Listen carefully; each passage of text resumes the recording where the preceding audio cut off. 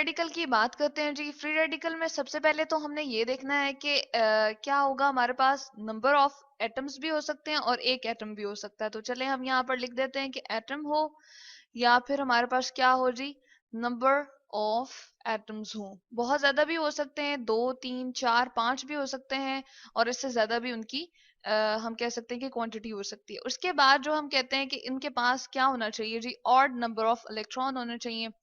Odd number of electron से अब क्या मुराद है? इलेक्ट्रॉन के लिए मैंने यहाँ पर छोटा सा ई लिख दिया है, यानी कि इलेक्ट्रॉन 1 हो, 3 हो, 3 इलेक्ट्रॉन्स हो उसके अंदर, 5 इलेक्ट्रॉन हो एक एटम के पास, या ज्यादा सारे एटम्स के पास, या इससे ज्यादा आप 7 कह सकते हैं। और इसी तरह से आपके पास ऑड नंबर ऑफ इलेक्ट्रॉन होंगे तो उसको हम क्या कहते हैं जी, फ्री रेडिकल। अब इसको लिखने का तरीका क्या है?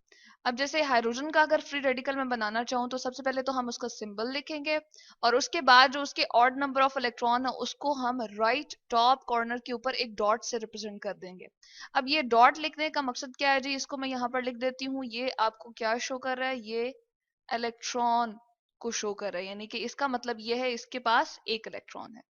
चलें अब हम बात कर लेते हैं कि फॉर्मेशन कैसे होती है इसकी, यानी कि फ्री रेडिकल आखिर बनेगा कैसे। तो हम कहते हैं कि जब एक मॉलिक्यूल आप लेते हैं हाइड्रोजन का, जैसे मैं अगर लिखूं कि H2 मैंने लिखा है, ठीक है, तो इसमें क्या होगा, इसको हम कहते हैं कि H2 मॉलिक्यूल हमने ले लिया। और इसकी अगर हम ये कहें कि किस तरह से बॉन्ड हुआ हुआ होता है, यानी कि दो हाइड्रोजन के एटम जो है आपस में किस तरह से बॉन्ड हुए हुए होते हैं, तो वो हम बना लेते हैं जी। आपने यहाँ पर एक H लिखा, उसके पास एक इलेक्ट्रॉन है अपना। इसी तरह से यहाँ पर हम एक H लिखते हैं और उसके पास अपना इलेक्ट्रॉन है। तो ये इलेक्ट्रॉन आपस में क्या करेंगे, शेयरिंग कर लेंगे, यानी कि ये वाला इलेक्ट्रॉन हाइड्रोजन का अपने ऑर्बिट में भी रिवॉल्व करेगा, और कुछ देर के लिए इस हाइड्रोजन के एटम में भी आ जाएगा और रिवॉल्व करेगा।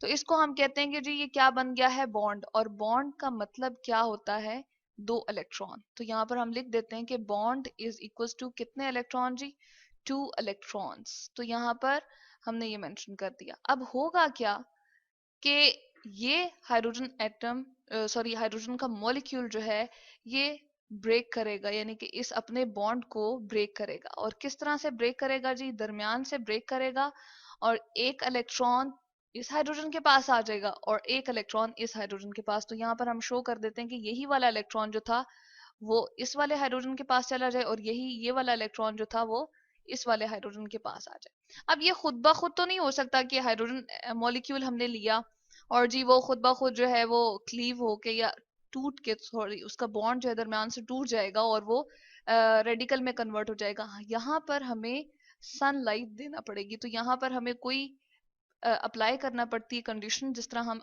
यहाँ पर अप्लाई करें जी, सनलाइट। चले मैं यहाँ पर लिख देती हूँ सनलाइट, ताकि हमें याद रहे। और यहाँ पर क्या होगा, दो H रेडिकल बन जाएंगे। H रेडिकल एक यहाँ पर हमने शो कर दिया, और इसके साथ ही एक और हमारे पास क्या बन जाएगा जी, H रेडिकल बन जाएगा। ठीक है, क्योंकि हमने कितने, एक मॉलिक्यूल के अंदर हम हाइड्रोजन के दो एटम ले रहे होते हैं, तो रेडिकल भी आपके पास कितने बन जाएंगे जी, दो। अब इस H रेडिकल को देखते हैं हम, क्या है इसके पास, ऑड नंबर ऑफ इलेक्ट्रॉन है, यानी कि यहाँ पर एक डॉट का मतलब ये है, जो आपको ये डॉट नजर आ रहा है इसका मतलब ये है 1 इलेक्ट्रॉन। तो यहाँ पर ये हमारी कंडीशन फुलफिल हो रही है, ये फ्री रेडिकल है।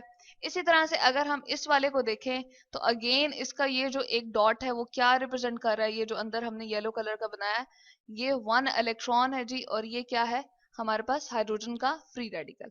तो यहाँ से हमें ये बात समझ में आ गई। इसके अलावा सनलाइट देने के अलावा हमें और कंडीशन क्या देनी पड़ती है जी, वो होती है हम हीट अगर अप्लाई कर दें। हीट बहुत ज्यादा अमाउंट में अप्लाई करेंगे तो भी आपकी क्या होगी, बॉन्ड जो है वो टूट जाएगा। जैसे हम लेते हैं क्लोरीन का, यहाँ पर एग्जांपल ले लेते हैं क्लोरीन गैस की, Cl2 मॉलिक्यूल ले लिया हमने, ठीक है। अब Cl2 मॉलिक्यूल क्या होगा जी, ये भी अगेन क्या होगा, इसके पास इसने बॉन्ड बनाया हुआ है इस वाले क्लोरीन के साथ, और इस क्लोरीन ने बनाया हुआ है बॉन्ड इस वाले के साथ।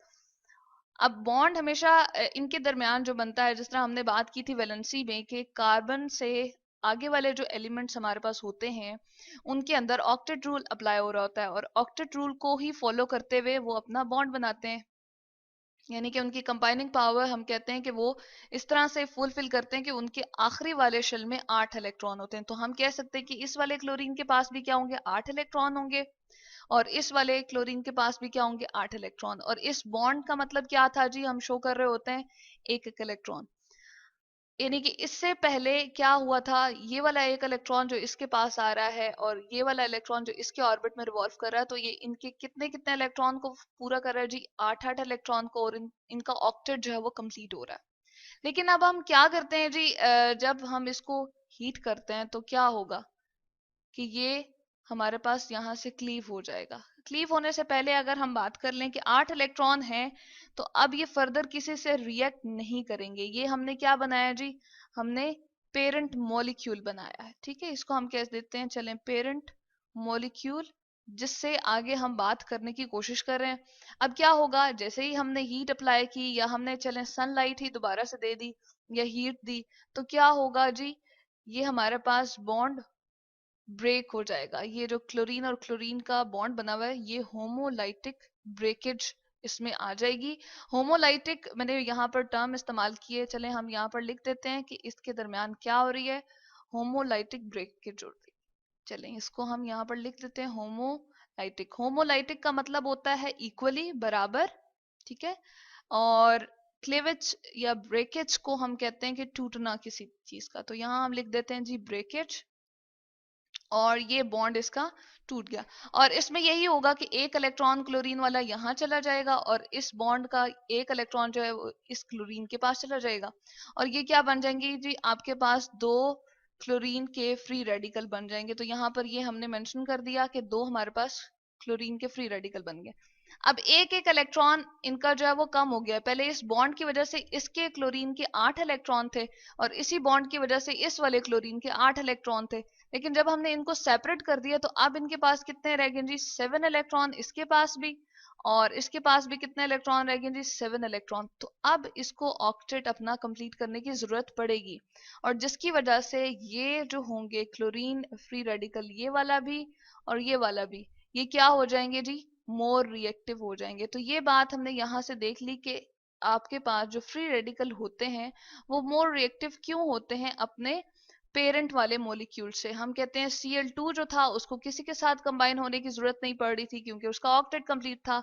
लेकिन जो क्लोरीन आपके पास रेडिकल आ जाता है, फ्री रेडिकल, वो मोर रिएक्टिव क्यों हो जाते हैं, क्योंकि उनका ऑक्टेट कंप्लीट नहीं होता, उनके पास 7 इलेक्ट्रॉन होते हैं।